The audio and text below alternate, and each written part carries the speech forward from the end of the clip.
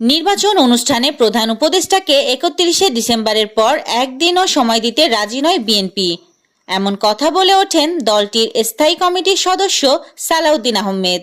এর প্রতিক্রিয়ায় জাতীয় নাগরিক পার্টির আহ্বায়ক নাহিদ ইসলাম বলেন, বিএনপির ভারতের সুরে কথা বলছে।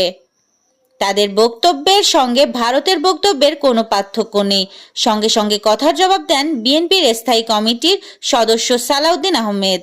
বলেন, ডিসেম্বরে নির্বাচন চাইলে যদি ভারতের সুরে কথা বলা হয়, তাহলে যারা নির্বাচন পেছাতে চায় তারা যুক্তরাষ্ট্র ও চীনের সুরে কথা বলছে। একটি সূত্র বলেছে, ডক্টর মোহাম্মদ ইউনূসের সঙ্গে বৈঠকে বিএনপি ও এনসিপি নেতাদের মধ্যে তীব্র বাকযুদ্ধ হয়। নাম প্রকাশে অনিচ্ছুক একজন বলেন, বৈঠকে মূলত সংস্কার নিয়ে আলোচনা হওয়ার কথা থাকলেও তা হয়ে দাঁড়ায় নির্বাচনের সময়কাল নিয়ে।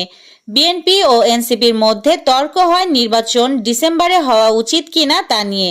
তবে বৈঠক শেষে বিএনপি সিনিয়র নেতা সালাউদ্দিন আহমেদ বলেন, ডিসেম্বরের মধ্যেই জাতীয় নির্বাচন করা সম্ভব।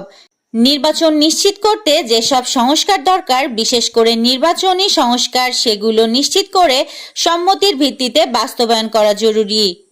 Desk report, Surma TV 24।